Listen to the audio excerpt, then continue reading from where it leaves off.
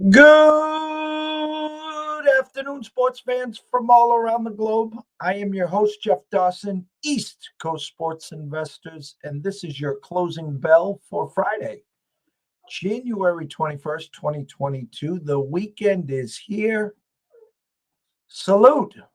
Congrats. You made it through another week. 10 days left in this month. February already knocking on the door, and good news for Scott and all the MLB fans in the world. There might be a sit down again on Tuesday of next week. So maybe at least they're sitting down and they're talking. I don't think anything will get resolved, obviously, but hopefully they will start to speed up the process, as pitchers and catchers should be reporting some as early as February 10th, 11th, 12th, 13th, 14th, somewhere around there. But we're here today to get you closer to the window as we have a boatload of NBA, NHL, and college hoop games that will be starting in the next couple of hours. The NFL inching closer and closer. Cincinnati, Tennessee, kicking off at 4:30 tomorrow, and the nightcap 8:15. San Fran and Green Bay. A little movement on that game, which we will get into. But without further ado, let's head on over to the palm tree state, the warmer state compared to Massachusetts, Boston, and Cape Cod. The one and only Mr. Scott E. Webb. Scotty, my brother, what is happening? Hey, Jeff, how are you today, man? You doing okay? I'm doing all right. I got my sea legs. Got up early this morning. Got about 3 miles. Went to my barber shop. He got us all tightened up, ready for the weekend. Had a great show this morning with our buddy Dave Sharapan, the real Vegas Dave. And then this afternoon with Riley Magnuson of Talking the Line in Chicago. So we went this morning. We've gone from Vegas to Chicago. Now we're in Tampa. Well, I bet you I'm the warmest of all of them. How about that? Yeah, you were. Yes, you were. By far.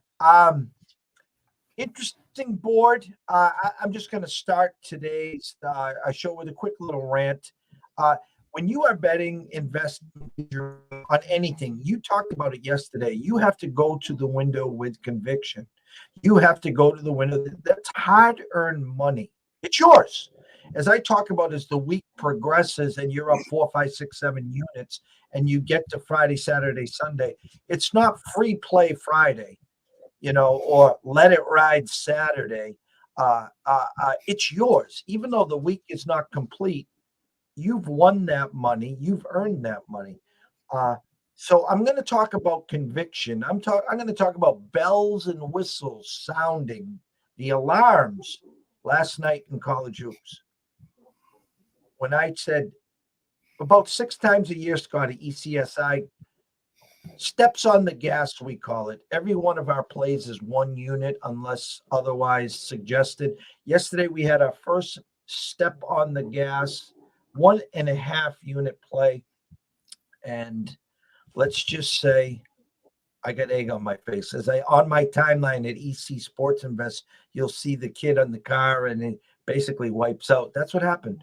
A game where SMU is getting 6, a game where they came in 12-3 red hot versus a struggling 9-7 team, and a Penny Hardaway that, if you haven't seen, go onto my timeline or Google search, made the biggest ass out of himself. And if I was the AD, I would have fired him on the spot. Entitlement, belittlement, talking out of the side of his neck because he just got steamrolled at home, talking about the fact that he is coaching 4 freshmen versus 22, 23, and 24-year-olds, and crying and whining and stating, do you know who I am? No, I don't. I know who you are. If I was the AD, it would have been called fired. So the first flash, 14-2. It took them 8 minutes to score their first basket. They cut it to 9 at halftime, Memphis did. And then it's 40-38 with 11 minutes to go. I felt real good there. Next flash, down 11. Thanks for playing. And so egg on our face. We're 5-5 for the week, but we're now down about 1 unit with juice. But you talked about conviction. I had real conviction last night, and it was just the wrong side. Yeah, but that happens. We do a lot of forecasting based off of what you've seen and what's seen in the past, and what numbers mean when they move and all this stuff. And I do a lot of stuff too that is based off of data, and I try to stay as current with that as possible. So I don't use, like in football, for example, I don't use yards per play anymore. I don't do that. And if you ask old school handicappers, they're going to go out there and tell you the yards per play and blah blah blah, yards per, all that stuff. That's all old school now. That's all out the window. You have to stay current on the information that you're looking at, because the truth of the matter is it always evolves. And as it's evolving, if you're not current with things, you get left behind.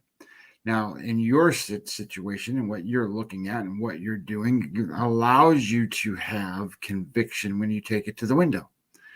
Doesn't always mean that it's going to win. It just means that this is how you felt about that game. And wouldn't it be great to feel that way about every damn bet you make? But the point of it is, when you're doing these things, like I said yesterday, tell the story. When you're telling the story of your play, if you can't go from chapter 1 to chapter 2 to the end of the book, and then at the end of the book you go, oh, that was a great read, then don't bet, because your story is all scrambled up, and it has to make sense.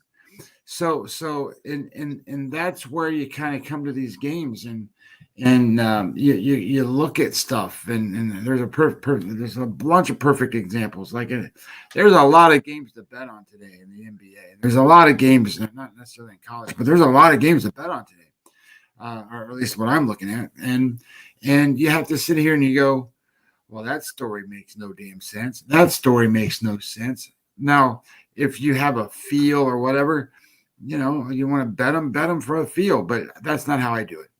I want to have the conviction when I take it to the window. And I always talk about the other guys, and now again with TikTok, with Instagram, with so many platforms, it's just comical, and everyone's getting up and they're just putting all together this hocus pocus, and 10-star, 20-star, 100-star locks, whales, whatever game of the years. Okay, it's the 21st, and we've already had about 10 game of the years, and it's comical. But where I wanted to just laugh this one off, Scott, was I saw a 10-unit play last night on the Golden State Warriors minus 750 on the money line. Okay, so I'd like to see that guy come back today and explain that, because I can guarantee you he deleted that real quick. Imagine that, someone coming to you and say, I got a 10-unit play. Let's play the Golden State money line minus 17, who were 14-point favorites, who lost outright last night at home to the Pacers. So any game, it's 48 minutes, 60 minutes, whatever it is, any team can be beaten on day or night. Yeah, there's no such thing as probability 100%. And in this business, that's where everybody is confused. And I wouldn't necessarily say everybody. I mean, I think that most people who wager on these events have no idea. They're just getting involved, and they're going, I think they're going to cover. Oh, I think that team will cover, and that's because I don't know, it's Friday, and their record on Friday is, I don't know, 7-2 or something. Okay, well, that doesn't tie into anything. It means absolutely 100% nothing. But when you start to think about why you make your bets and what you do with your bets and how much money you wager on stuff, get serious, guys. I mean, this is I don't know how you feel about what you do and how you make your money and where your money comes from, but damn it, it's your money.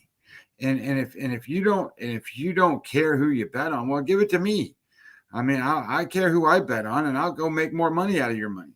So I don't mean that disrespectfully to anyone. I just mean that in a sense of there's so many things that you see and so many different crazy things that it's hard for me to fathom that people fall into stuff and they believe all the shit they read on the internet, because these guys just the people that are out there these days are guys that don't know what they're truly doing. And I'm not saying that I'm the best, and I'm not saying that you're the best. I'm just saying that we're going to steer you in the right way. And if we don't do well, then we don't do well, and we're going to sit here just like you did, and you're going to say, "Hey, look, I got egg on my face." That's what's going to happen.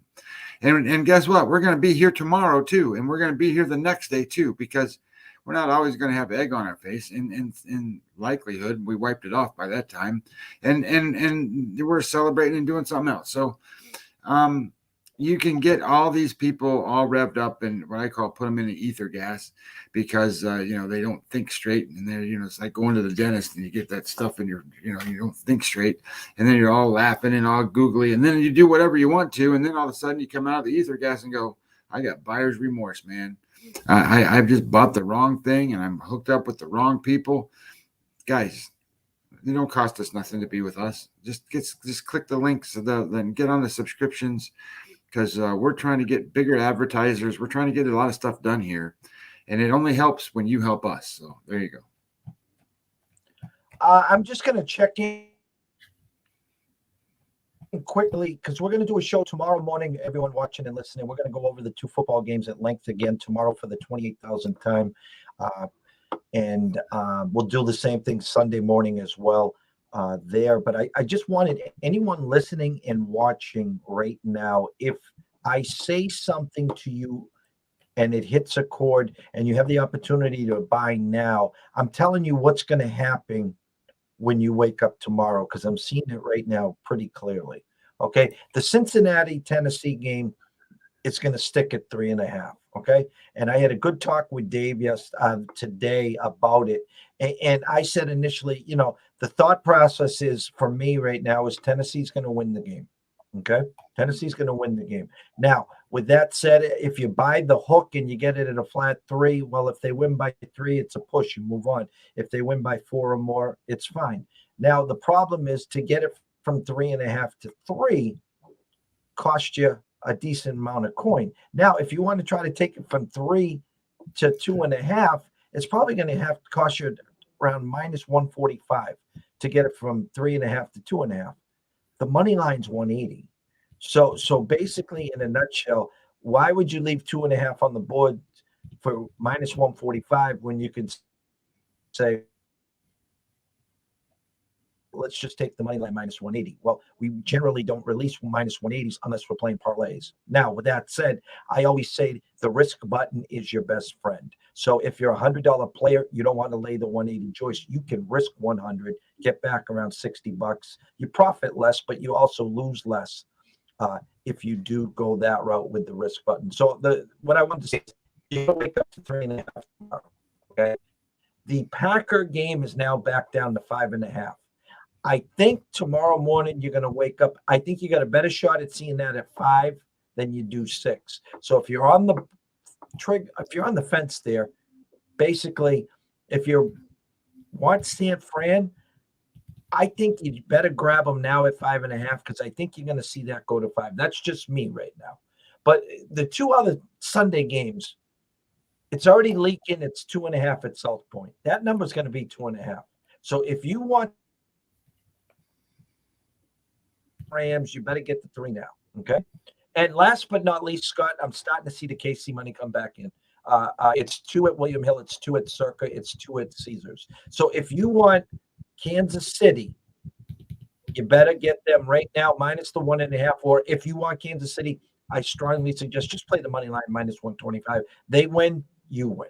So that was just my quick thoughts on the way I'm reading this market and what I expect to see tomorrow morning when I wake up, Scott. Yeah, well, I will break down the games tomorrow, but I can just tell you that I'm getting good feelings now, kind of in good directions of how I want to play these games, and I think it's it's important. Like some of these games, the Bucks game is going to be one of those deals where you still got to know what's going on with these players. There's nothing coming out that says they're not going to play the offensive lineman for the Bucks. But I don't care that they're going to play. I need to know how healthy they are. I mean, I need a better report than they're just going to play. So I'm looking for that kind of stuff, and I'm here locally, so I'm going to try to find out some more things. I don't think the center Jensen's as big as a problem. I think he's going to be pretty well okay, and it's just Wirfs. Wirfs is the one that bothers me, so I got to figure out what's going on with Wirfs. Anyway, that being said, I've got a pretty good feel for what I think I'm going to do in these games and how I'm going to go in these games. And it's kind of like when we very first talked about this. I think it was on Monday, or I don't remember what day it was. Maybe it was Tuesday. It was probably, I think it was Monday. That these games, I personally do not believe these are all favorite games. I just don't think they are. I think you're going to want to look dog wise and then try to play off of that if you can, if that's what you want. Or how you want your story to go. So anyway, my game thoughts there are going to be mostly looking at dogs. And you talked about injury news. Whitmore for the Rams is out in concussion protocol, so that one's going to sting a little there as well. But we'll talk more and more, obviously, tomorrow and Sunday. A full board up here, Scotty. There's a bunch of NBA games that I'm going to let you get to in one sec. Just the way, again, my eyes are trained, how we read these boards. The ones that kind of jump out for me, at least, would be San Antonio today. Brooklyn getting 71% of the bets, 67% of the money, opened up 2.5-point favorites. Now San Antonio is a pick 'em all the way to 1 and 1.5-point favorites. So some sharper, heavier money and some reverse line movement on the home team Spurs there. And there was one other one. Riley came on and he talked about Hot Atlanta today in Miami with a couple guys injured. But, again, it is a kind of a strong public play right now. 62% of the bets, 76% of the money on Atlanta. Opened at 1, now 2 all across the Vegas Strip. But the one that really, jumped out there for me, again, was the Spurs. And the Washington game's intriguing to me where they opened up 1.5-point favorites. 52% of the bets and 52% of the money coming in on the Raptors. It's now a pick across the board there. So those two kind of caught my eye, Scott. Yeah, I was looking at a lot of these things, and my stories don't make a lot of sense on a lot of these games. So I've passed on almost everything. I know there's a lot of games out here, and I know there's a lot of stuff, but yesterday we gave out one play and we won. I think we even said my numbers said that whoever was playing now, I think so many things going on, was going to win by 8, and that was the final score is 109, 101. They won by 8. So I trust Phoenix. my numbers. Yeah, Phoenix. Yeah, Phoenix. I like my numbers a lot, and I trust them a lot, and so as this is going on, looking at a couple of things. So where you can see stuff and how things kind of flow and go, right? So the Lakers are playing Orlando. The Lakers are -5. The Lakers in Orlando -5. Now, can you believe that the Lakers are -5 when Orlando at home now? This is the NBA, and NBA teams always win at home. They have lost 8 straight home games, Orlando. They've lost 8 straight home games, and the Lakers are only -5. So what does that tell you? That tells you the Lakers really suck. But there's some differentiation things that go on. So one of the things I think that's important for people to understand about the NBA,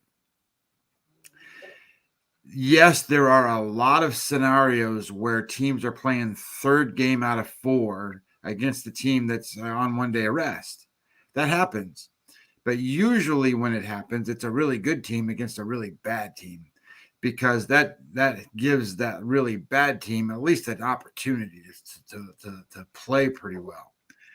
But what people don't do is they just go in and assume that team that's winning or playing the third game out of 4, the second of a back-to-back, or maybe they're playing 3 straight games or whatever the scenario is, that they're tired.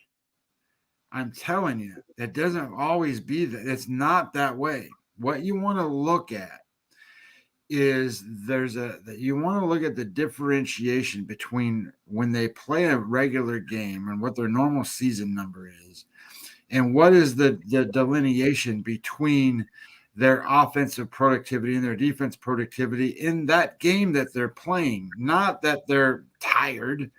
You can prove certain things and disprove certain things. So let me just say this. So, for example, Utah right now is playing a game against the Detroit Pistons. But in terms of the game and how it kind of plays out, this is a game where Utah is where's Utah? Utah, this is with 1 day's rest, and Detroit is on the 3rd out of 4 games. So Detroit is minus 19% differentiation, negative 19% when they're in that spot. So that's a terrible team to play on in that spot. And Utah is 8.1 to the good when they're on 1 day rest. Okay, so there's one of the things where you sit there and go, holy shit, that matches up and it looks really good. But then you look at it and you go, my numbers tell me that should be about 8.5. The number's 13. So the number being 13, that edge that you were talking about is baked into the number. So that's not a betting edge that you can go and exploit. Because if you got to cover, what is it? What did we say? 13? If you got to cover 13 against Detroit tonight, you're actually, and they might do that. But the scenario is that you're overpaying the price. And Utah is 0-3 in their last 3 home games. Believe it or not, when you got an edge like that, especially at the altitude level that they play at. So I think you can see a lot of certain things when you go to this, and understand where the value truly comes into play, and what teams play well in certain circumstances. We won yesterday's game based off of the idea that the strength of schedule for Phoenix was much better, and that made the numbers not deflated or inflated. So it made the other team's numbers more inflated, and that played out in the end. We don't really have a lot of that matchup today. That's where I like Washington today, to be honest with you. But when I came down and looked at the strength of schedule numbers for that game, Toronto has played the 4th most difficult schedule in the last 5 games, and Washington's played the 29th. So they played one of the easiest schedules, and their numbers are inflated going into this game. So there's really only I don't know. I think there's really only one game that and I didn't bet anything today. So let's just put it this way. So I'm just going to tell you, I got a couple leans out there. One of them is OKC and Charlotte. I think that under 221.5 is a number that I was looking at. My numbers come out to 215 instead of 221.5. So you got a little bit about 6 points of value there. OKC is I'm sorry. It's up to 224.5 at circa. Well, there you go. Oh yeah, it is. I see it. 221.5 was this morning. So there you go. 224. I like that one a lot. OKC is minus 14.2% on their rest rate right now. So that's not very good. So you don't expect them to play well. They've played, and just to give you an idea, with 1 day's rest, they've played that 24 times. It's not like they're going to have, this is not like, okay, they've only done it once. 24 times, their winning percentage is 208, and they're negative 14% in that game. And Charlotte, they have played 21 times, and they're about even. They've won 66% of the time, and they've got a differentiation of 1.7, so they're good. But so it's about the same. They played normal basketball. So there's a big edge there, but my numbers, I don't want to go cover double digits because it's still 9.5, right? Or 9. Which one's that? Charlotte's still 9, right? 8.5 at Circa, 9 across the rest of the Vegas Strip. Yeah, I think that you're better off playing that game under, and that would be a lean for me. And if you're at 224, I kind of like that idea even better. And then this one's going to sound silly, but Portland would be a lean plus the 8. I don't like where Boston's at in current form right now. Not that Portland's in great shape in current form, but even on the season, if you look at their home and away numbers, it comes out to my numbers come out to Boston wins by 6.5, and in most recent form over the last 5 games, Boston wins that by 2 points. So that comes out to, okay, you're getting 8 points. So that's just a lean number wise, and that's really all I got, Jeff. I don't have like all of these games. I was looking at the Chicago and Milwaukee game, and it's -10. Well, my numbers say it should be -8.5. And then you go look, and you got Lonzo Ball's not playing, Levine's not playing. Chicago's 0-3 on their last 3 away games. And Chicago has played a very difficult schedule right now. They played the number 2 schedule in all of basketball, but Milwaukee's at number 12, so their numbers are legit. So I'm leaving stuff alone tonight. Otherwise, I think you're telling stories that don't make sense.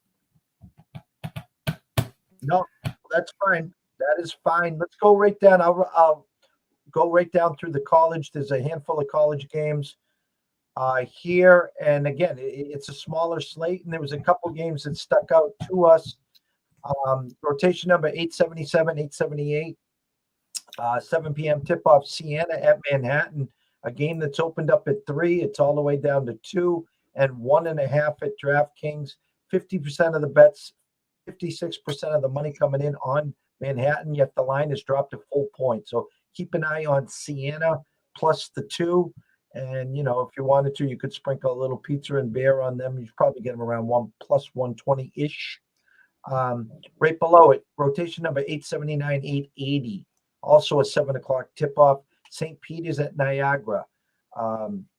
Niagara receiving 50% of the bets, 55% of the money. It opened at 2.5. It is now down to 1.5. So St. Peter's plus the 1.5 there caught our eye. Why don't I just go talk about the Illinois-Maryland game, one of the marquee games today. Obi is not playing for Illinois. He is out. This actual number was 7.5. The corrected number was 4.5. 60% of the bets, 72% of the money is coming in on Illinois. If you looked at it, you just woke up or you just got home from work and you'd say, oh my God, huge reverse line move on Maryland. I'm going to go run to the window and bet Maryland. No, this was a correction because Obi is out. So we're staying away. Maryland's our kryptonite. It doesn't matter which way we go there. They're going to get us either which way. The other game, there's 2 more games here. The second marquee game is a 9 o'clock tip-off. It's Michigan State at Wisconsin, rotation number 899 and 892. A game that Wisconsin opened up at 4.5 and now is a flat 3. 58% of the bets, 56% of the money is coming in on Michigan State. The line has dropped a full 1.5, so it's going in the right direction. What I will say is very simply is this. This line opened up at 4.5 for a reason, people. Michigan State and Izzo's armies are a huge following, okay? So you were giving the general public 4.5 points here. They're going to jump on it all day. The under-over is 139. Vegas is telling me right now the initial thought was 72 to 67, which is 5. That was the number that Vegas was telling me. So I'm staying away. I would lean Wisconsin. I'm not taking Michigan State wins and covers and wins outright while the public wins. Don't forget it's Friday, it's payday, it's fade the public. Everyone gets paid today. They run to the window, they look to parlay their paycheck and double it instead of paying, the groceries, the rent, and the mortgage. So last game on the board, 11 o'clock tip off, 893, 894 on the rotation. Fresno State at Nevada. This game, Fresno State opened up 2.5-point favorites. They are receiving 54% of the bets, 59% of the money, and yet it's done a flip. Nevada is now minus 1.5, even 2 at South Point. So huge sharp money, reverse line movement on Nevada. If you play Nevada tonight, do me a favor. Just take the money line. It should be around minus 122. On the pucks tonight, I didn't see much. Let me get there. There was a huge move on Carolina and the Rangers. Carolina opened up 150 overnight, is now minus 205. 61% of the bets on Carolina. You have 55% of the money on the Rangers. Again, stay away. I couldn't do anything on that one. Same with Pittsburgh, opened up at minus 185, now 224. There is some money leaking in on the Coyotes at the Islanders. Islanders opened up minus 280, now 258. Public's all in on the Red Wings today. Imagine that. Dallas at Detroit. Dallas opened up minus 120, now minus 112. And that's with 70% of the bets, 59% of the money on the Red Wings there. The Blackhawks getting some action tonight. Minnesota opened up minus 140. Now it's minus 114 to plus 104. 66% of the bets are coming in on Minnesota, but 56% of the money. Keep an eye on the Blackhawks. You can get them plus 104 right now at Circa. Your Lightning open match 35, now 244. Also, Florida move opened up minus 165, now minus 201 at Vancouver. And St. Louis opened up 170 and now 176 at the Kraken. Again, really nothing in hockey. Slight lean on the Blackhawks. So that's about it for your closing bell on Friday. Scott, anything to close, please?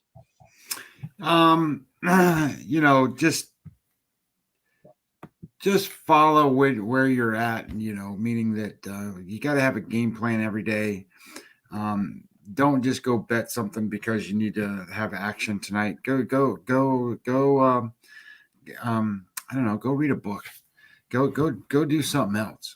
If you're not I'm not involved really tonight. So and it's not because I didn't go looking for stuff to get involved in. Holy shit, that's the fun part of what I do. So I would tell you, this is a good day to research whatever you want to do for tomorrow. The NFL is where you're going to want to spend your day watching the games, and we're going to give you a basketball game or two to go along with that. So ideally, tonight's a night to just kind of take the wife out to dinner or go shopping or go buy a new hat or do whatever you got to do and have some fun. I agree 100%.